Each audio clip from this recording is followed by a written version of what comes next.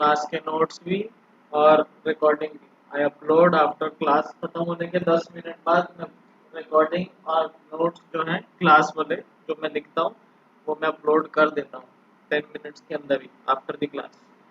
सो अगर कोई कुछ का कुछ मिस हुआ है या कुछ भी दिक्कत हो रही है तो देख सकते हो रिकॉर्डिंग। ओके, सो हमने लास्ट क्लास में बात किया था प्रोटो ऑन्कोजीन ऑन्कोजीन के बारे में। ठीक है, आज हम उसी को ही थोड़ा सा कंटिन्यू करेंगे कि क्या डिफरेंस होता है प्रोटो ऑन्कोजीन में, प्रोटो ऑन्कोजीन में, ठीक है, एंड ऑन्कोजीन में। Difference between a proto oncogene and oncogene. ठीक है, ओके। तो जो ऑन्कोजीन एक्सप्रेशन होता है वो रेगुलेटेड होता है। ठीक है, ऑन्कोजीन का जो एक्सप्रेशन है, the expression of oncogene is under control of. तो ऑन्कोजीन के लिए सबसे पहला डिफरेंस मैं काउंट कर रहा हूँ। ऑन्कोजीन कैसा है? ऑन्कोजीन रेगुलेटेड रहता है, it is regulated under viral promoters. जो वायरस के प्रमोटर हैं वो ऑन्कोजीन को कंट्रोल करते हैं। It is regulated under viral promoters and enhancers. I know शायद प्रमोटर और एनहेंसर तुम्हें पता है क्या होते हैं, राइट? हाँ सर। Yes. और प्रोटो ऑन्कोजीन किसके अंदर कंट्रोल होती है? ये वायरस के प्रोटोन प्रमोटर और एनहांसर्स के थ्रू कंट्रोल होती है ऑन्कोजीन। प्रोटो ऑन्कोजीन किसके कंट्रोल में होती है? Proto oncogene is under the control of eukaryotic normal normal eukaryotic regulation, जो नॉर्मल कंडीशन में होता है। ठीक है, it is under the control of eukaryotic regulatory sequence. Eukaryotic regulatory sequences, this is the first difference. ये viral के promoters control करते हैं ऑन्कोजीन को, प्रोटो ऑन्कोजीन को नॉर्मल यूकैरियोट की रेगुलेटरी सीक्वेंसेस कंट्रोल करती है। ठीक है, ऑन्कोजीन जनरली हाई लेवल पे एक्सप्रेस होती है, हाई एक्सप्रेशन, उनका जो एक्सप्रेशन है वो ज्यादा होता है। ऑन्कोजीन ज्यादा एक्सप्रेस होती है। ठीक है, प्रोटो ऑन्कोजीन लो एक्सप्रेशन होता है, कम एक्सप्रेस होती है जीन्स। ठीक है, so oncogenes are expressed high as compared to proto oncogenes। ठीक है, थर्ड डिफरेंस, जो ऑन्कोजीन के जो प्रोटीन्स होते हैं वो स्ट्रक्चरली फंक्शनली एक दूसरे के होमोलॉग्स होते हैं। ठीक है, मिलते जुलते होते हैं। जो ऑन्कोजीन के प्रोटीन्स होते हैं वो स्ट्रक्चरली और फंक्शनली अपने नॉर्मल फंक्शन से अलग होते हैं, डिफर कर सकते हैं। ठीक है, फॉर एग्जाम्पल अगर मैं बताऊं कि आपका रैस जीन है सपोज, ठीक है, तो रैस जीन के पास दो सब यूनिट है। एक सब यूनिट है एन टर्मिनल डोमेन और एक है सी टर्मिनल डोमेन। ठीक है, तो जो एन टर्मिनल डोमेन है वो रेगुलेशन का काम करती है, रेगुलेटरी सब यूनिट है एन वाली। और सी टर्मिनल वाली जो रेगुलेशन, जो सी टर्मिनल वाली जो सब यूनिट है, जो जगह है, वो क्या काम करती है? उसकी काइनेस की एक्टिविटी है। उसकी क्या है? Kinase activity. मैं किसकी बात कर रहा हूँ? मैं रैस प्रोटीन के बारे में बात कर रहा हूँ। ठीक है, तो रैस प्रोटीन की दो सब यूनिट है, एक रेगुलेटरी सब यूनिट और एक काइनेस सब यूनिट। काइनेस सब यूनिट मींस जो फॉस्फोराइलेट करते हैं, रैस रैफ को, रैस रैफ एमईके ईआर के, वही है, राइट? रैस रैफ को करता है, रैफ एमईके को करता है, तो काइनेस डोमेन चाहिए। ठीक है, अब इस काइनेस डोमेन को रेगुलेट कौन करता है? वो इसकी रेगुलेटरी सब यूनिट करती है। ठीक है, और रैस क्या है? रैस एक तरीके का ऑन्कोजीन है। रैक इस तरीके का क्या है? It is an oncogene. Ras is a kind of oncogene, it is encoded by an oncogene. तो रैस एक प्रोटीन है जो कि किससे एनकोड हो रहा है? ऑन्कोजीन से एनकोड हो रहा है। ठीक है, और उसके अंदर रेगुलेटरी रीजन होते हैं। लेकिन अगर इस ऑन्कोजीन के अंदर कुछ भी प्रॉब्लम आ जाए, राइट, अगर इस ऑन्कोजीन में कुछ दिक्कत आ जाए, there is some change in the oncogene, तो वो चेंज कहाँ पे दिखता है? वो चेंज दिखता है इस रेगुलेटरी सब यूनिट में। इस रेगुलेटरी सब यूनिट में कुछ चेंज आ जाएगा अगर ऑन्कोजीन रैस एनकोडिंग ऑन्कोजीन में म्यूटेशन हो जाती है या कुछ भी चेंज आ जाता है, तब ये क्या हो जाएगा, तो म्यूटेशन सपोज आ गया इस ऑन्कोजीन में, तो क्या हो जाएगा, व्हाट विल हैपन, ये जो रैस ऑन्कोजीन है इसकी सी टर्मिनल डोमेन तो वैसे की वैसी रहेगी, काइनेस डोमेन जो काइनेस है वो तो वैसी वैसी रहेगी, लेकिन जो रेगुलेटरी डोमेन है उसके अंदर कुछ प्रॉब्लम आ जाती है, विच इज कुछ पोर्शन रेगुलेटरी डोमेन का जो है वो डिलीट हो जाता है। तो ये पूरी रेगुलेटरी डोमेन थी, रेगुलेटरी प्रोटीन का रेगुलेटरी रीजन का ये पोर्शन जो है ये वैसे का वैसे ही है, ये रेगुलेटरी है। पहले रेगुलेटरी क्या था, यहाँ से लेके यहाँ तक था, लेकिन अब रेगुलेटरी कितना है, सिर्फ इतना है, ठीक है। पहले रेगुलेटरी पूरा था, अब रेगुलेटरी आधा है, दैट मीन्स कुछ डिलीट हो गया है और उसकी जगह पे कुछ तो आएगा ही आएगा, खाली तो रह नहीं सकता। तो उसकी जगह पे जो रीजन आ जाता है वो कौन आता है, वो आता है delta gag protein. Delta gag protein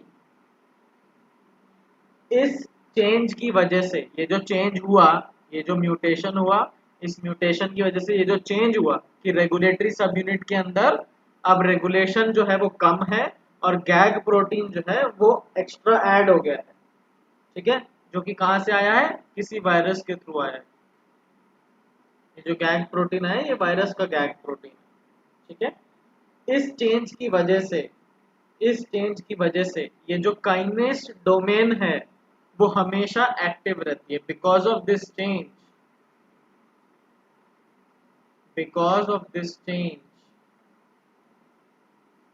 kinase domain, जो काइनेस डोमेन है, इट रिमेन्स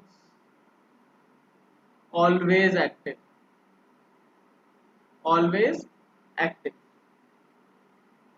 या कंटिन्यूअसली एक्सप्रेस रहेगा। वो काइनेस डोमेन कंटिन्यूअसली एक्सप्रेस रहेगा। अगर काइनेस डोमेन कंटिन्यूअसली एक्सप्रेस रहेगा इसका मतलब क्या हुआ कि वो आगे के डाउनस्ट्रीम सिग्नल को पास ऑन करता रहेगा। और रैस का काम क्या होता है, पहले मैं बताया, वो सेल डिवीजन को कंट्रोल करता है। तो अगर सेल डिवीजन ज्यादा हो जाएगी तो कैंसर हो जाएगा, ठीक है। तो देयरफॉर ऑन्कोजेनिक प्रोटीन्स जो होते हैं, थर्ड डिफरेंस क्या है कि जो ऑन्कोजेनिक प्रोटीन होते हैं they also differ structurally and functionally. Oncogene के जो प्रोटीन है, जो प्रोडक्ट है, ये ऑन्कोजीन है, ये उसका प्रोडक्ट है, इट इज डिफरिंग। ऑन्कोजीन का जो प्रोडक्ट है, oncogenic product, gene product, oncogenic product differs, वो फर्क दिखाई देता है किसमें, एक तो स्ट्रक्चर में एंड फंक्शनल में। Structurally and functionally oncogenic product differs from structurally and functionally, किसके बेसिस पे, प्रोटो ऑन्कोजीन के बेसिस पे। तो प्रोटो ऑन्कोजीन जनरली क्या होता है, नॉर्मल फंक्शन काउंट करते हैं हम इसको, ठीक है। ये प्रोटो ऑन्कोजीन क्या बन सकती है, कैंसर कॉजिंग ऑन्कोजीन। ऑन्कोजीन क्या होती है, कैंसर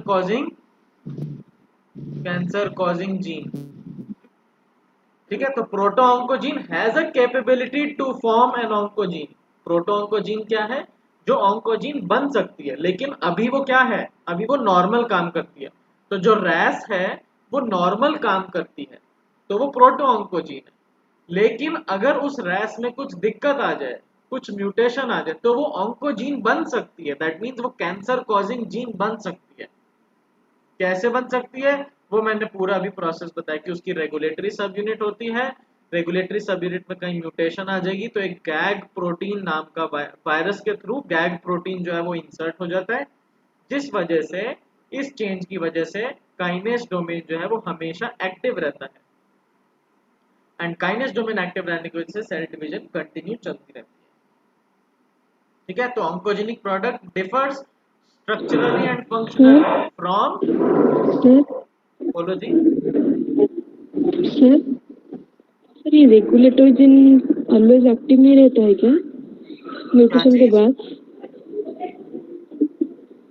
ये जो रेगुलेटरी जीन वो हाँ एक्टिव नहीं रहता है क्या म्यूटेशन के बाद? नहीं नहीं, वो तो एक्टिव है ही है, रेगुलेटरी सब यूनिट ही काइनेस को काम करा रही है। रेगुलेटरी सब यूनिट ही काइनेस एक्टिविटी को कंट्रोल करती है। तो पहले रेगुलेटरी सब यूनिट काइनेस को बोलती थी कि हाँ जी आपको जितना एक्टिवेट करना है, जितना फॉस्फोराइलेट करना है आप उतना ही करोगे, रेगुलेटरी सब यूनिट उसको कंट्रोल करके रखती थी। अब जो म्यूटेशन हुआ है वो रेगुलेटरी में ही हो गया है, दैट मीन्स वो उसको रेगुलेट नहीं कर पा रही, वो उसको रोक नहीं पा रही है। मतलब बढ़ाती है तो बढ़ाते चली जाती है, कम करती है तो कम करते चली जाती है, कुछ एक बैलेंस नहीं मेंटेन कर पा रहा है। रेगुलेटरी सब यूनिट का काम वैसे नॉर्मल क्या है कि बैलेंस मेंटेन करना, काइनेस को जब एक्टिवेट करना है तब एक्टिवेट करे सेल साइकिल को, जब बंद करना है तब वो बंद करे। लेकिन अगर रेगुलेटरी सब यूनिट में कुछ म्यूटेशन हो जाती है, फॉर एग्जांपल गैग प्रोटीन अगर उनके बीच में आ जाता है, तो क्या होता है कि रेगुलेटरी सब यूनिट खराब हो जाती है, वो बैलेंस नहीं मेंटेन कर पाती है। वो क्या बोलते हैं काइनेस को, हाँ जी भैया आप हमेशा एक्टिव रहो, आपको बंद होने की जरूरत ही नहीं है। तो वो काम तो कर रहा है रेगुलेटरी सब यूनिट, लेकिन बैलेंस खत्म कर दिया उसने। जो मेंटेन करने का काम था वो मेंटेन नहीं हो पा रहा है, ऑन और ऑफ तो कर ही रहा है। ठीक है, यस सर। और कुछ? Yes sir. और किसी ने कुछ पूछना है, चले आगे। हाँ sir. Okay. So this was about basic difference between proto-oncogene and oncogene. अब हम आगे चलते हैं कि जो ऑन्कोजीन है वो जरूरी नहीं है कि वायरस के थ्रू ही आएगी और वो प्रोड्यूस होगी, बनेगी। जरूरी नहीं है कि वो प्रोटो ऑन्कोजीन ही ऑन्कोजीन बनाएगी। ठीक है, आपकी बॉडी के अंदर बिना वायरस का यूज किए भी प्रोटो ऑन्कोजीन ऑन्कोजीन बन सकती है, या कोई एक ऑन्कोजीन प्रोड्यूस हो सकती है। ठीक है, जरूरी नहीं है कि बाहर से कोई वायरस आएगा, प्रोटीन इंसर्ट करेगा तो ही बनेगा, तो ही प्रोटो ऑन्कोजीन ऑन्कोजीन बनेगी, ऐसा नहीं है। ऑन्कोजीन आपकी बॉडी के अंदर बिना वायरस के थ्रू भी बन सकती है। स्टेटमेंट आ गई, oncogene can be produced in our own body, in our own body without virus, बिना वायरस का इस्तेमाल किए। और वो कैसे हो सकता है? वो हो सकता है पहली कंडीशन, या तो आपकी बॉडी के अंदर कहीं पे भी म्यूटेशन हो गया है। अब ऐसा जरूरी नहीं है कि ये वायरस ही म्यूटेशन कॉज करेगा, गैग प्रोटीन जो आया है, तो ऐसा जरूरी नहीं कि हमेशा वायरस ही ये लेकर आएगा। आपकी बॉडी के अंदर कुछ ऐसी म्यूटेशन हो सकती है जो कि रेगुलेटरी सब यूनिट को खराब कर दे। ठीक है, या फिर the second reason can be DNA का रीअरेंजमेंट, डीएनए रीअरेंज हो गया है। रीअरेंजमेंट, डीएनए का क्या हो गया? रीअरेंजमेंट, एक दूसरे के अंदर डीएनए के अंदर रिकॉम्बिनेशन हो गया, एक जगह से डीएनए उठ के इधर चला गया, इधर से उधर चला गया। तो उसके बारे में हम देखते हैं कि कैसे डीएनए रीअरेंजमेंट म्यूटेशन का इस्तेमाल करके ऑन्कोजीन जो है वो बन सकती है, और अगर ऑन्कोजीन बन गई तो कैंसर कॉज कर सकती है। ठीक है, तो हाउ डज दिस हैपन, अब इनके मैकेनिज्म के बारे में हम बात करते हैं। तो सबसे पहले हम बात करते हैं म्यूटेशन के बारे में कि कैसे ऑन्कोजीन्स म्यूटेशन की वजह से बनती है। ठीक है, हाउ ऑन्कोजीन्स आर प्रोड्यूस्ड। तो हम सबसे पहले बात कर रहे हैं first number, that is mutation. ठीक है, हम सबसे पहले बात करने वाले हैं म्यूटेशन के बारे में। Oncogenes can be produced, question stands how, कैसे। तो हम उसके लिए आंसर के उसमें सबसे पहला बात कर रहे हैं कि पॉइंट म्यूटेशन की यूज करके, पॉइंट म्यूटेशंस का यूज करके। अभी मैंने दो बताए कि एक म्यूटेशन हो सकती हैं और एक जीन या डीएनए रीअरेंजमेंट की वजह से ऑन्कोजीन क्रिएट हो सकती है, बन सकती है। तो म्यूटेशन में कौन सी म्यूटेशन? पॉइंट म्यूटेशन के बारे में हम अभी डिस्कस कर रहे हैं। ठीक है, इसका सिंपल एग्जांपल मैंने अभी अभी आपको दिया है, दैट इज रैस ऑन्कोजीन। तो पॉइंट म्यूटेशन का एग्जांपल इज रैस ऑन्कोजीन। ठीक है, example is ras oncogene. Ras oncogene proto oncogene से डिफर करती है by a single amino acid substitution. तो रैस की अगर नॉर्मल प्रोटो ऑन्कोजीन रैस जो है, प्रोटो ऑन्कोजीन रैस, दैट मीन्स ये नॉर्मल फंक्शन कर रहा है, ये क्या फंक्शन कर रहा है, नॉर्मल, क्योंकि ये प्रोटो ऑन्कोजीन है। ठीक है, अब इसके अंदर एक पॉइंट म्यूटेशन होता है, पॉइंट म्यूटेशन, जो कि अभी मैंने बताया कि गैग जीन जो है वो आ जाती है, लेकिन उसमें अब मैंने ऊपर बताया था कि वो वायरस के थ्रू आ रहा है, लेकिन अब मैं यहाँ वायरस के थ्रू नहीं बोल रहा, मैं कह रहा हूँ कि आपके डीएनए के अंदर खुद ही पॉइंट म्यूटेशन अपने आप हो गया है, किसी वायरस ने इंड्यूस नहीं किया है। ठीक है, तो ये कहाँ पे हो रहा है, ये जो म्यूटेशन हो रहा है पॉइंट म्यूटेशन, ये हो रहा है at position number 12, at position number 12, position number 12 पे पॉइंट म्यूटेशन हो रहा है रैस प्रोटोऑन्कोजीन के अंदर। ठीक है, और हो क्या रहा है, वैलीन की जगह पे ग्लाइसिन आ गया। क्या आ गया, वैलीन की जगह पे, नॉर्मल कंडीशन में वैलीन होता था, 12th पोजीशन पे म्यूटेशन हुआ, वैलीन की जगह पे क्या आ गया, ग्लाइसिन आ गया, GLY ग्लाइसिन। ठीक है, इस म्यूटेशन की वजह से कन्फर्मेशनल चेंज हो जाता है, ये प्रोटो ऑन्कोजीन क्या बन गई, ये बन गई ऑन्कोजीन, कौन सी है, रैस। तो अब इसका जो फंक्शन होगा, ये नॉर्मल सेल डिवीजन के बजाय ये सेल डिवीजन को एक्सेस में प्रोड्यूस करेगी, excess cell division, excess cell division.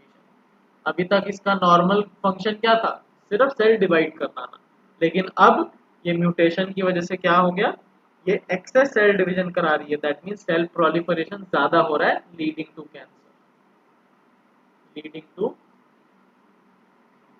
Cancer. ठीक है, और होगा क्या, इस पॉइंट म्यूटेशन की वजह से, इस एक पॉइंट म्यूटेशन की वजह से क्या हो रहा है, जो आपका जीटीपी है, ras is a GTP binding protein, right, बताया था मैंने, रैस के ऊपर नॉर्मली जीडीपी बाइंड करता है, लेकिन जब इसको एक्टिव करना होता है तो ये इनएक्टिव कन्फर्मेशन है, और एक्टिव क्या है, रैस जीटीपी, ये एक्टिव कन्फर्मेशन है। तो इस पॉइंट म्यूटेशन की वजह से एट पोजीशन नंबर 12 हमेशा ये कंडीशन रहती है, वो इनएक्टिव हो ही नहीं पाता। ठीक है, चाहे ऊपर से सिग्नल है या नहीं है, रैस हमेशा एक्टिव रहेगा अगर ये पॉइंट म्यूटेशन हो जाती है वैलिन की जगह पे ग्लाइसिन, जिस वजह से सेल जो है वो एक्स्ट्रा डिवाइड करता है और प्रॉब्लम हो जाती है, कैंसर के चांसेस बढ़ जाते हैं।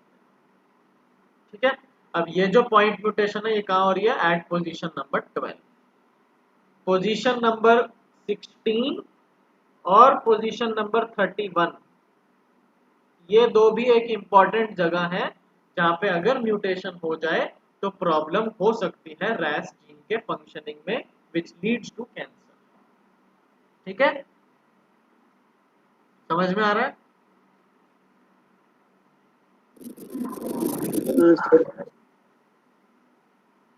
चले आगे। हाँ सर, हाँ सर। ओके, तो this was the first point mutation. अब हम सेकंड बात करते हैं chromosomal translocation.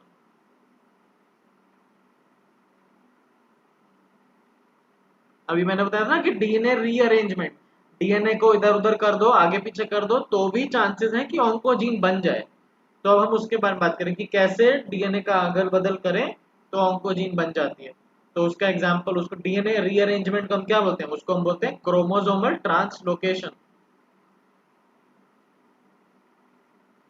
Chromosomal translocation, chromosomal translocation mean chromosome का कुछ पार्ट एक जगह से रिमूव होके दूसरी जगह चला गया है। ठीक है, that is chromosomal translocate, chromosome जो है वो ट्रांसलोकेट हो गया, वो किसी दूसरी जगह चला गया, एक जगह से कट होकर दूसरी जगह चला गया। और इसी का ही एक पार्ट होता है, सब type of chromosomal translocation is reciprocal, reciprocal chromosomal translocation, reciprocal chromosomal translocation, वो इसी का ही क्या है, एक पार्ट है। अब रेसिप्रोकल मतलब क्या हो जाएगा, सिंपल सी बात है, कॉमन मतलब इंग्लिश ही है, सिंपल कुछ है नहीं इतना, कि एक का क्रोमोसोम, जैसे ये है, ये फर्स्ट क्रोमोसोम, ये सेकंड क्रोमोसोम, तो यहाँ से कट होके ये इधर चला गया और इसका पोर्शन जो कट होके इधर चला गया, रेसिप्रोकल हो गया, यहाँ से उठ के यहाँ चला गया, यहाँ से उठ के यहाँ चला गया, तो this is called reciprocal chromosomal translocation. That means exchange of chromosome between, exchange of DNA between two chromosome, दो क्रोमोसोम के बीच में सेगमेंट का एक्सचेंज होना, उसको बोलते हैं क्रोमोसोमल रेसिप्रोकल ट्रांसलोकेशन। ठीक है, अब इसके हमारे पास दो एग्जांपल हैं इसी रेसिप्रोकल के, रेसिप्रोकल ट्रांसलोकेशन जो कैंसर कॉज कर सकता है। दो एग्जांपल है हमारे पास, हम दोनों को कंसीडर करते हैं। सबसे पहला एग्जांपल है मिक जीन। कौन सी gene? Myc gene. Example number 1 which is myc gene, MYC, myc gene. तो मिक जीन जो है वो क्या काम करती है? It is responsible for Burkitt lymphoma. मैंने बताया था लास्ट क्लास में बर्किट लिम्फोमा। ठीक है, तो मिक जीन जो है वो बर्किट लिम्फोमा कॉज कर सकते हैं। दैट मींस मिक जीन क्या है? एक ऑन्कोजीन की तरह काम करते हैं। क्यों? क्योंकि वो कैंसर कॉज कर सकती है। ठीक है, तो myc gene is responsible for Burkitt lymphoma in humans. It is located, कहाँ पे लोकेटेड है? It is located in chromosome 8,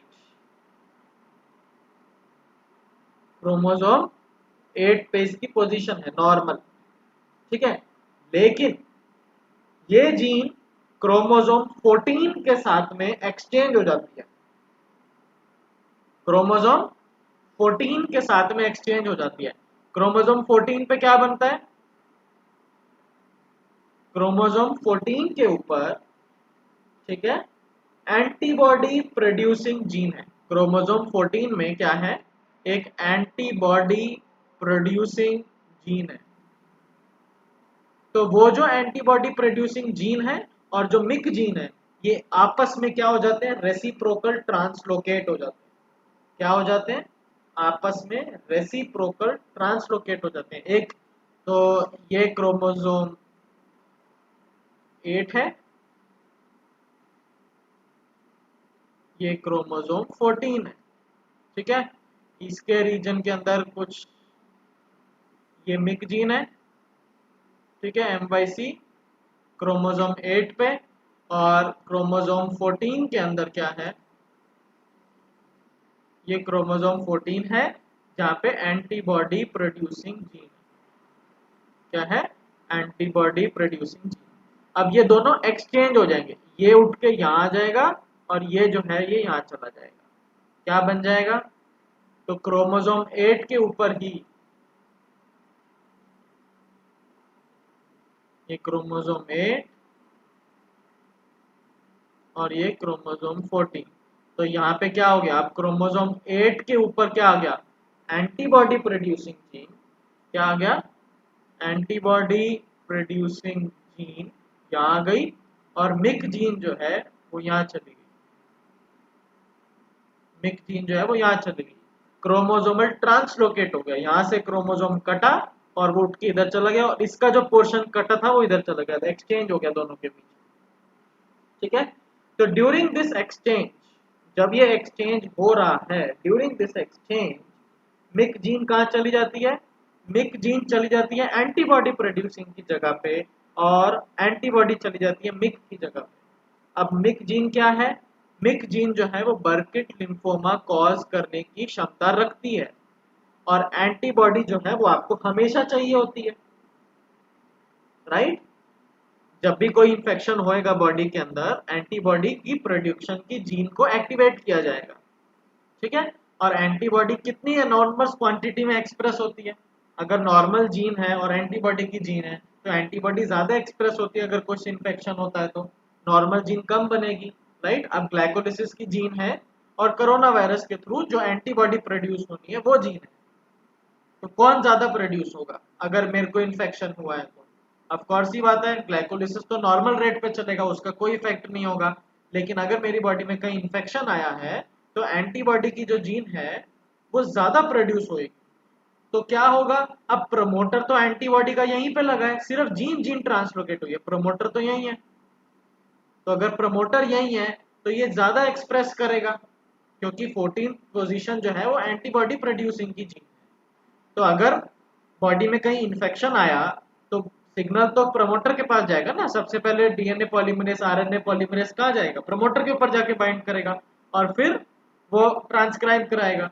तो अब उसको पता है कि हाँ जी भैया इन्फेक्शन आया है तो मुझे एंटीबॉडी प्रोड्यूस करनी है। तो कितनी ज्यादा एंटीबॉडी प्रोड्यूस करनी है, तो वो प्रमोटर के पास जाएगा और फटाफट से एंटीबॉडी प्रोड्यूस करना शुरू करेगा। लेकिन उसको थोड़ा ना पता है कि एंटीबॉडी गायब हो गई, यहाँ से तो मिक जीन आ गई है इधर।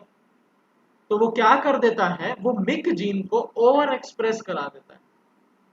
इसकी वजह से क्या हो जाता है, मिक जीन क्या होती है, नॉर्मल एक्सप्रेशन करना चाहिए था उसको, लेकिन अब वो नॉर्मल एक्सप्रेशन की जगह पे ओवर एक्सप्रेशन हो जाता है मिक जीन का। मिक जीन क्या हो जाती है, ओवर एक्सप्रेस्ड हो जाती है। और मिक जीन क्या है, myc gene encodes for a transcription factor. Myc gene किसको कोड करती है, myc gene codes for a transcription factor. और ये ट्रांसक्रिप्शन फैक्टर किसको कंट्रोल करता है, ये ट्रांसक्रिप्शन फैक्टर कंट्रोल करता है सेल डिवीजन। ठीक है, तो अगर मिक जीन ज्यादा बनेगी ट्रांसक्रिप्शन फैक्टर ज्यादा बनेगा, ट्रांसक्रिप्शन फैक्टर ज्यादा बनेगा सेल डिवीजन ज्यादा होगी, which ultimately leads to Burkitt lymphoma in humans। ठीक है, and this change in gene location and thereby gene activity, इसमें क्या हो रहा है, जीन की लोकेशन चेंज हो रही है जिसकी वजह से जीन की एक्टिविटी चेंज हो रही है ना। जीन की लोकेशन चेंज हो गई और जीन की एक्टिविटी चेंज हो गई, कि पहले कम प्रोड्यूस होनी चाहिए थी लेकिन प्रोड्यूस हो रही है ज्यादा। तो जीन का लोकेशन चेंज होने की वजह से उसकी एक्टिविटी में भी चेंज आ गया, नॉर्मल प्रोडक्शन की बजाय ज्यादा प्रोडक्शन हो रहा है, ओवर एक्सप्रेशन हो रहा है। ऐसी चीज को हम बोलते हैं, ऐसे प्रोसेस को, ऐसे फिनोमिना को हम बोलते हैं positional variegation effect. Positional variegational effect. ठीक है, तो a change in gene activity, change in gene activity, gene activity में change due to change in gene location, change in gene activity due to change in gene location is therefore called as positional varigational effect। positional varigational effect, समझ में आया क्या हो रहा है। हाँ sir. ठीक है, किसी को कोई दिक्कत, चले आगे। हाँ सर।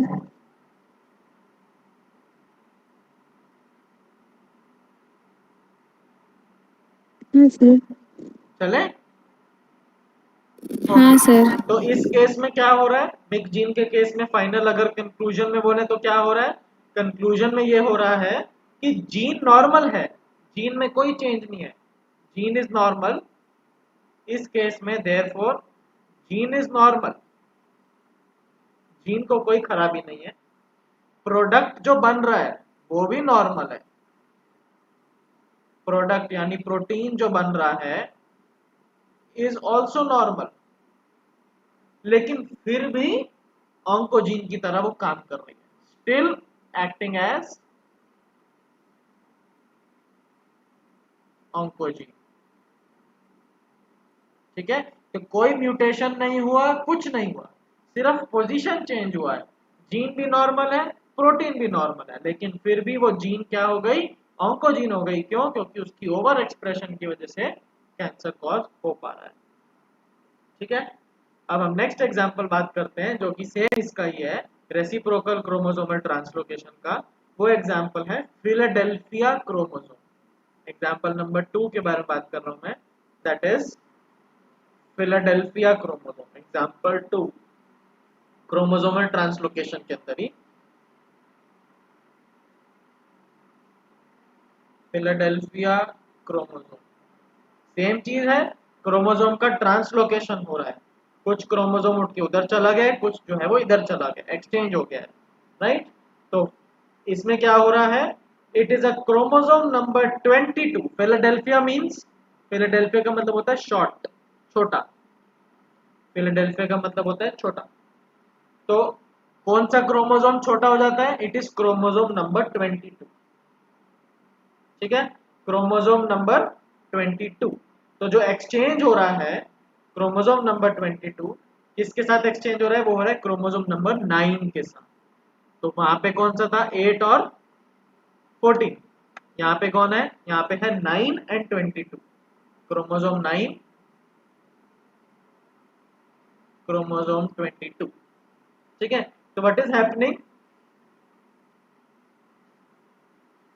क्रोमोसोम 9 के अंदर क्या होता है? आई एम सॉरी,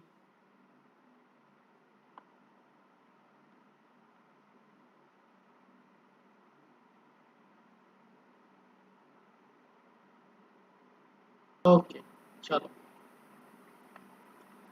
तो हम दूसरा एग्जांपल देख रहे थे, दैट वाज फिलाडेल्फिया क्रोमोसोम। ठीक है, तो क्या हो रहा है फिलाडेल्फिया क्रोमोसोम के अंदर? ये जो फिलाडेल्फिया क्रोमोसोम है इसके अंदर हमारे पास दो चीजें हैं, क्रोमोसोम नंबर 9, क्रोमोसोम नंबर 22। ठीक है, अब क्या हो रहा है? क्रोमोसोम नंबर 9 के अंदर क्या हो रहा है? एक जीन है और एक क्रोमोसोम नंबर 22 में जीन है। ठीक है, एक क्रोमोसोम नंबर 9 में जीन है, एक क्रोमोसोम नंबर 22 में जीन है। ठीक है, now what is happening is, इन दोनों की एक्सचेंज की वजह से, इन दोनों के एक्सचेंज की वजह से एक बीमारी हो रही है जिसका नाम है chronic myeloid leukaemia. Chronic myeloid leukaemia. ठीक है, तो क्या हो रहा है? क्रोमोसोम नंबर 9 है, क्रोमोसोम नंबर 9 के अंदर एक जीन है जिसका नाम है ABL जीन। कौन सी जीन है? ABL gene. क्रोमोसोम नंबर 22 के अंदर एक जीन है जिसका नाम है BCR। BCR gene. क्रोमोसोम 9 में ABL जीन, क्रोमोसोम 22 के अंदर BCR जीन। ठीक है, अब हो क्या रहा है? There is a translocation. यहां से पोर्शन कट होके, क्रोमोसोम 9 से पोर्शन कट होके 22 में जुड़ जाता है। ठीक है, और 22 का जो कुछ पोर्शन है वो उठ के कहां चला जाता है? वो 9 में चला जाता है। तो it is a reciprocal translocation only. लेकिन क्या हो रहा है? जो क्रोमोसोम है वो थोड़ा छोटा हो रहा है। ठीक है, एक छोटा सा क्रोमोसोम बनता है। देखो क्या हो रहा है, सिंपल सिंपल से समझाते हैं। ABL BCR, क्रोमोसोम में दोनों जगह पे ब्रेक लग जाएगा, ये पोर्शन टूट गया, ये कट होके बाहर आ जाएगा। सिमिलरली BCR वाला जो पोर्शन है वो कट होके बाहर आ जाएगा।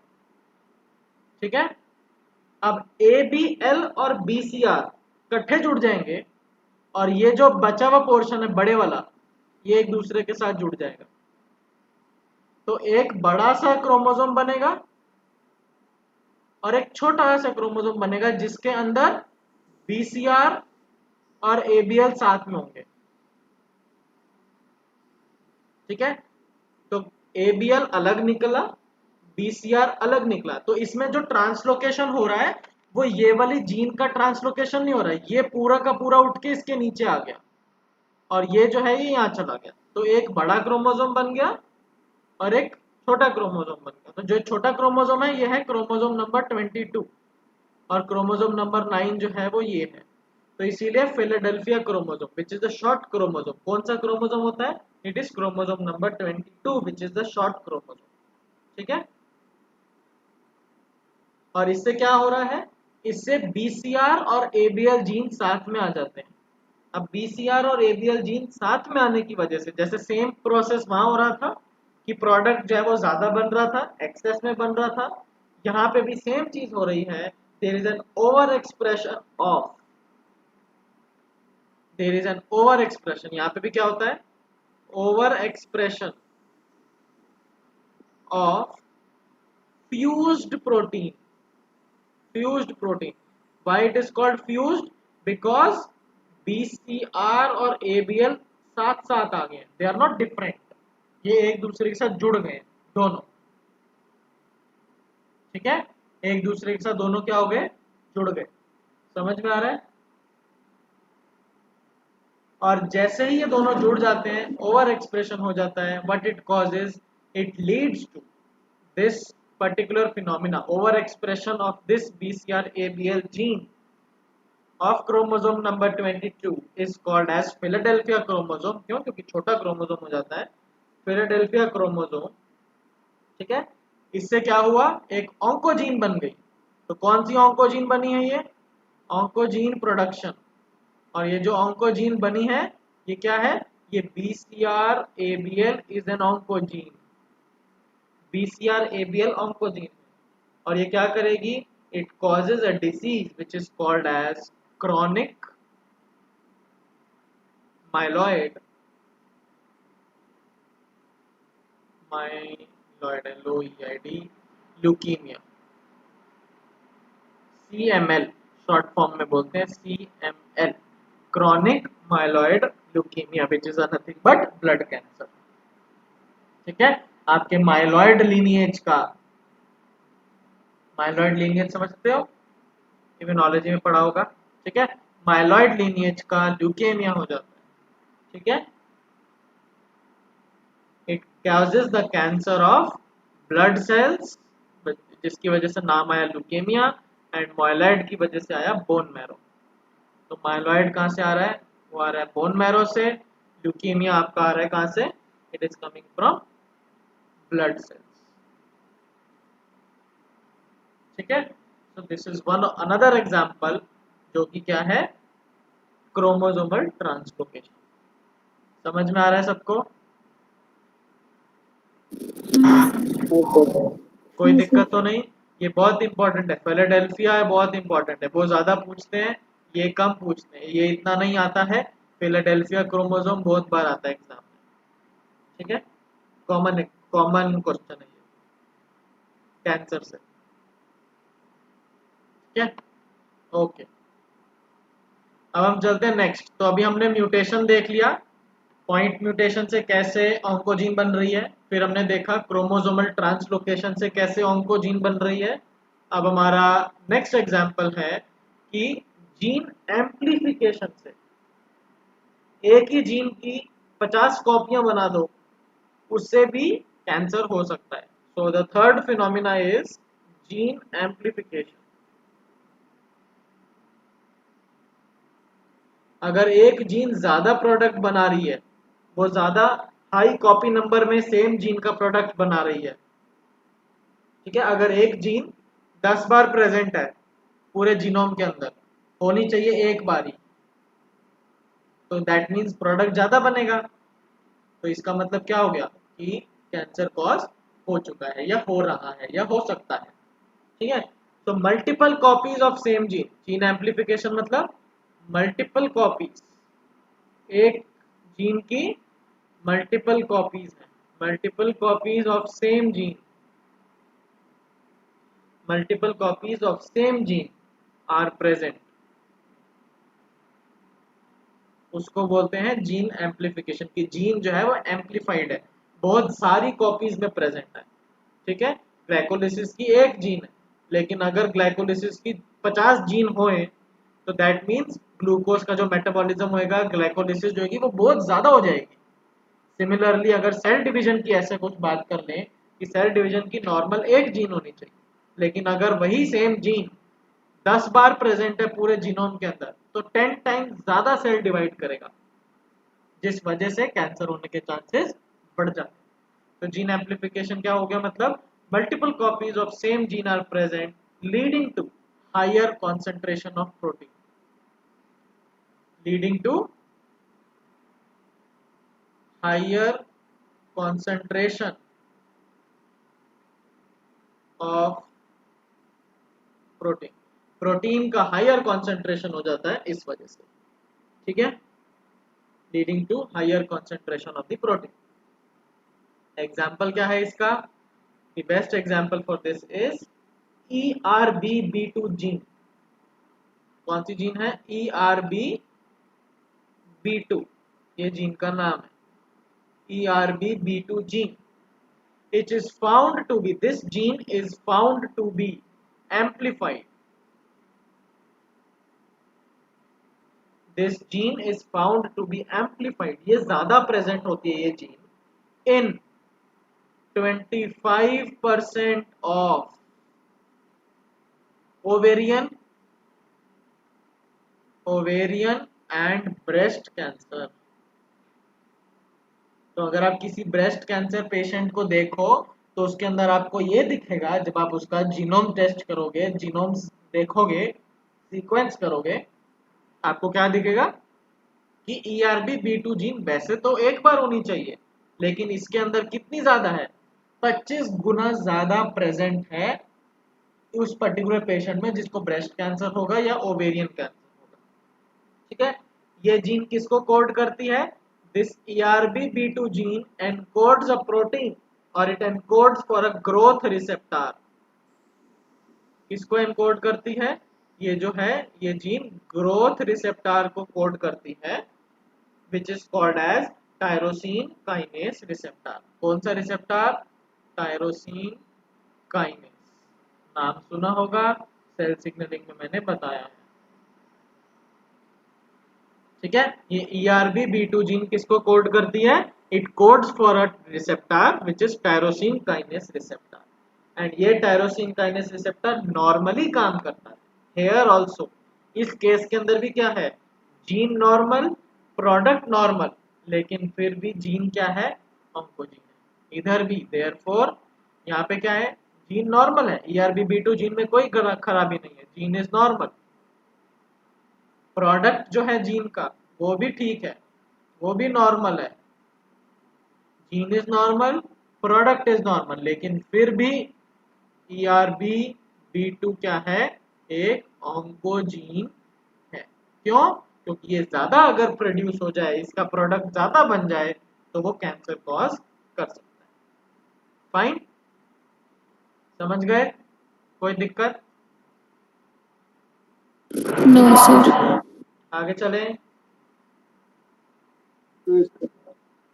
हाँ सर। ओके, अब है हमारा चौथा तरीका कि कैसे ऑन्कोजीन और बन सकती है। लास्ट है, that is local DNA rearrangement. क्या है? Local DNA rearrangement. अभी जो हमने पीछे जो डीएनए रीअरेंजमेंट देखा वो डिफरेंट क्रोमोसोम के उसमें था। Chromosome number 9, chromosome number 22, chromosome number 8, chromosome number 14, मतलब इतने दूर दूर, 8 कहाँ और 14 कहाँ, 9 कहाँ और 22 कहाँ पे। अब हम बात कर रहे हैं local DNA rearrangement. Local DNA rearrangement.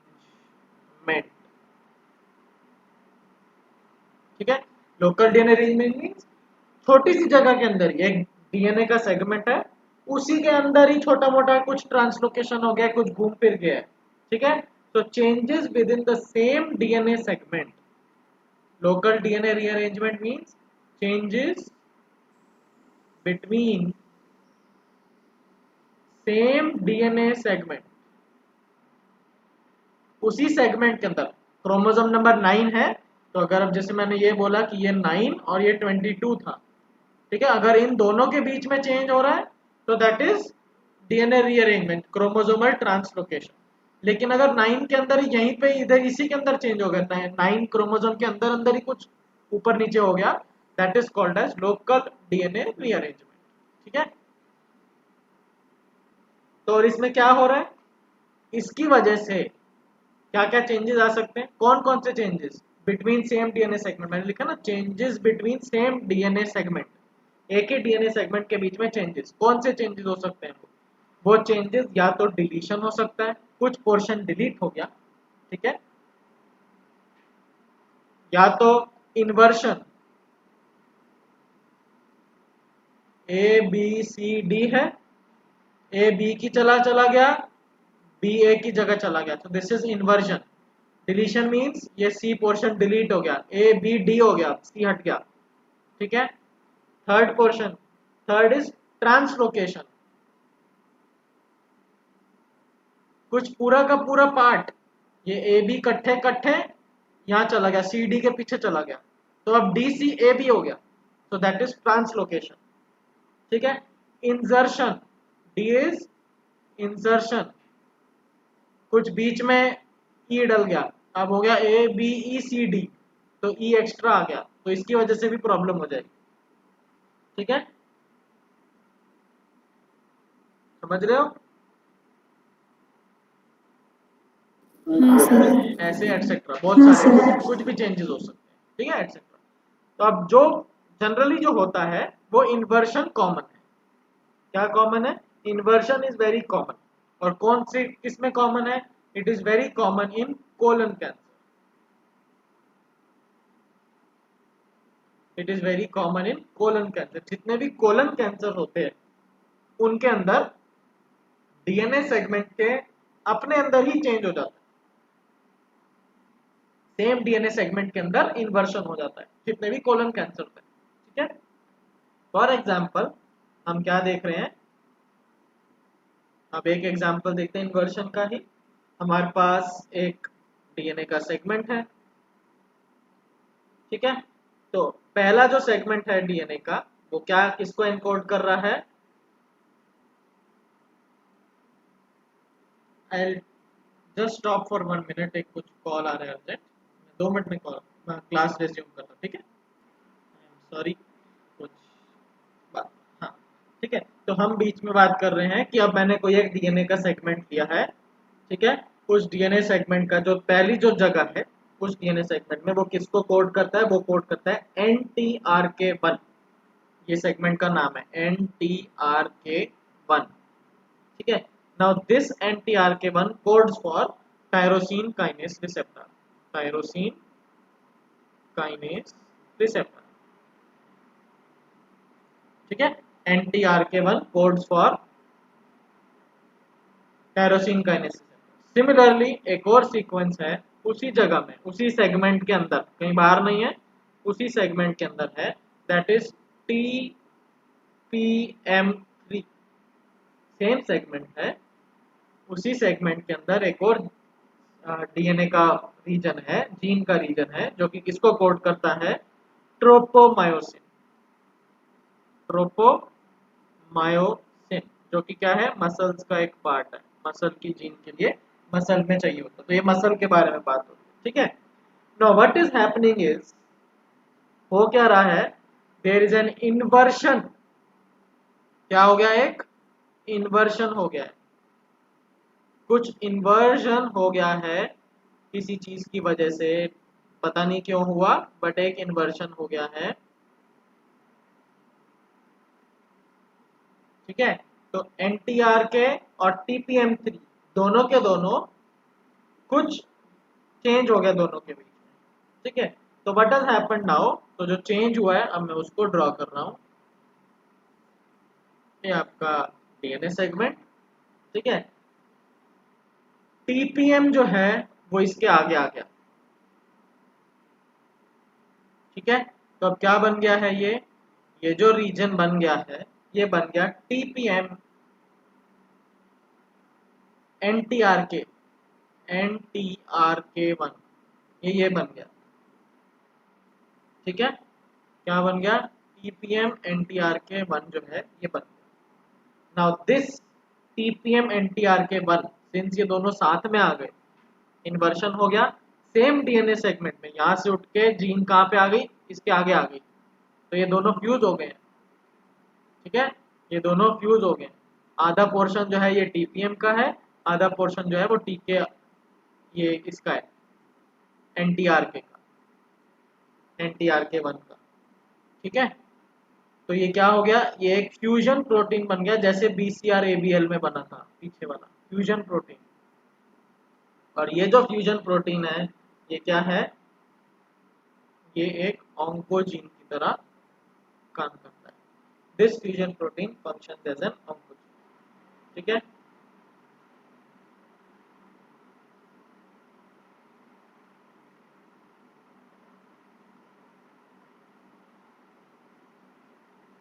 अब जो मैंने आपको वो पढ़ाया था, आई गेस तुम्हें याद होगा, सेल सिग्नलिंग के अंदर टायरोसिन काइनेस रिसेप्टर, राइट? तो टायरोसिन काइनेस रिसेप्टर जनरली मैंने आपको बताया था कि वो मोनोमर की फॉर्म में होते हैं, ऐसे बताया था। ठीक है, मोनोमर की फॉर्म में होती है। जब सिग्नल हाँ आता सर। है तब ये दोनों जुड़ जाते हैं, डाइमर बना देते हैं और फिर डाउनस्ट्रीम सिग्नलिंग होती है। ठीक है, तो जो टायरोसिन काइनेस रिसेप्टर है वो मोनोमर्स हैं और इस स्टेट में, मोनोमर की स्टेट में, मोनोमर की स्टेट में they are inactive in nature. Monomer की स्टेट में क्या है वो इनएक्टिव है। ठीक है, बट उनको एक्टिव होने के लिए क्या करना है, उनको एक्टिव होने के लिए डाइमर बनाना है। तो डाइमर की जब फॉर्म होती है तब वो एक्टिव होंगे, राइट, सेल सिग्नलिंग। तो जब ये फ्यूजन प्रोटीन बनता है, टीपीएम एनटीआरके 1 का जो फ्यूजन प्रोटीन बनता है, अंडर द फ्यूजन प्रोटीन,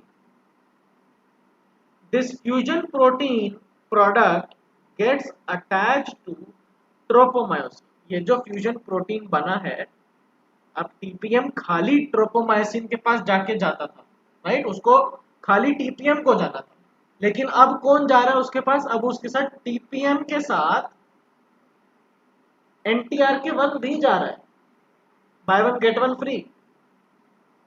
ठीक है, by one get one free, जिस वजह से एनटीआर के 1 क्या करता है, एनटीआर के 1 कोयल बनाने में हेल्प करता है और इस रिसेप्टर को आपस में पास लेकर आता है।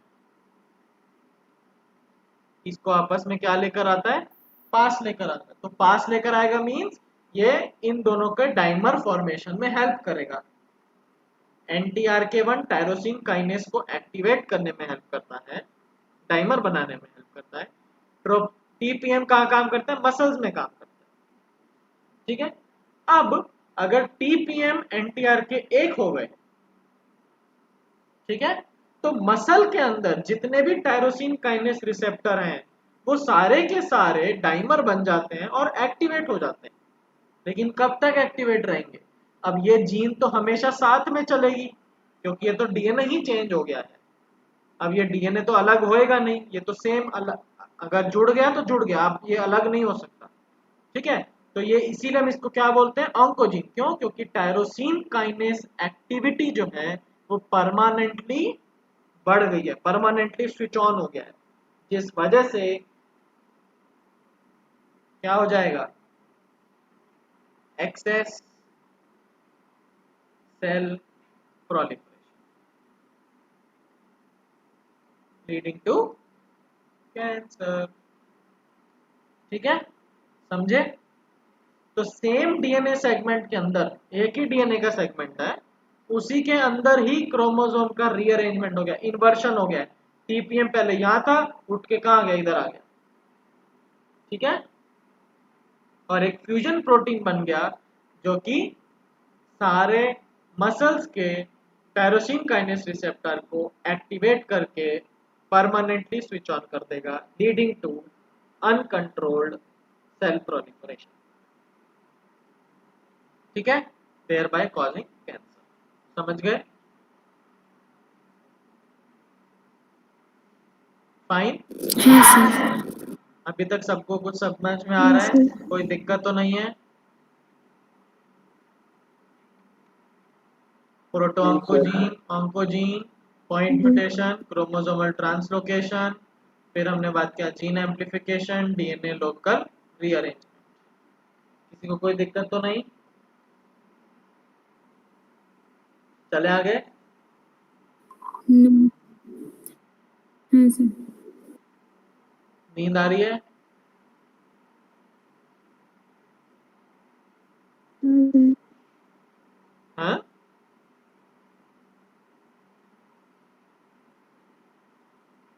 क्लास कंटिन्यू करूं, रहने दूं, सर आगे चलिए। चले आगे, पक्का कोई दिक्कत तो नहीं है। हाँ सर। क्योंकि ये रात का टाइम है, सबसे बड़ी हाँ मुसीबत यही सर। होती है रात की क्लास लेने की।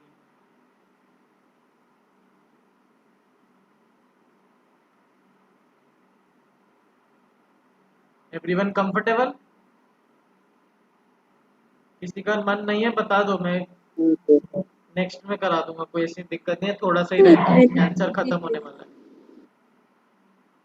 हाँ जी, सर थोड़ा थोड़ा नींद आ रहा है। थोड़ा थोड़ा नींद आ रहा है। चलो ठीक है। सर आप नेक्स्ट। बहुत 6 से क्लास कर रहे हैं, पेशेंस नहीं है। और क्या चीज? शाम से क्लास कर रहे हैं और पेशेंस नहीं है। वही ना, वो रात की क्लास में सबसे बड़ी प्रॉब्लम यही होती है। 9:30 to 11 o'clock भाई सब बहुत ज़्यादा हो जाता है। 6 बजे से तुम लगे हुए हो बैठे रहे हो, तो हाँ समझता हूँ मैं, हो जाता है। कोई बात नहीं, मैं नेक्स्ट क्लास में कंटिन्यू करूँगा, ठीक है। वैसे भी थोड़ा सा ही है। We are going to finish cancer biology very सून।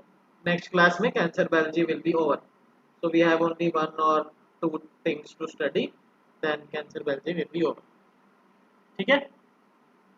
तो नेक्स्ट क्लास में I will finish okay cancer sir. Biology, अगर वो पहले खत्म हो गई तो मैं ह्यूमन फिजियोलॉजी स्टार्ट कर दूंगा, ठीक है। So in next class, I don't know मैं नेक्स्ट क्लास कब लूंगा, लेकिन इस हफ्ते में मैं एक क्लास जरूर लूंगा बीच में, क्योंकि मैं मंडे से ह्यूमन फिजियोलॉजी शुरू करना चाहता हूँ, मेरे को कैंसर फटाफट से खत्म करना है, ठीक है। एक क्लास मेरी छूट गई थी जो कि मेरे को एक्स्ट्रा मिल भी नहीं हाँ रही है। सर। मैं तभी सुबह सोचा कि मैं पढ़ाऊंगा, बट किसी ने जवाब ही नहीं दिया मेरे को।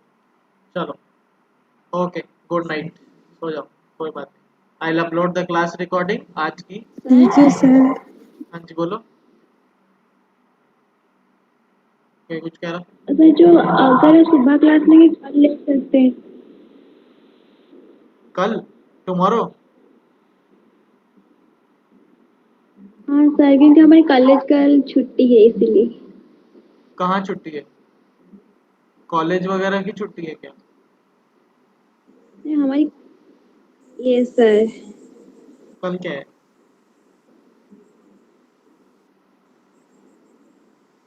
चलो हाँ? ठीक है, मेरे को कोई दिक्कत नहीं है, मैं ले लूंगा कल।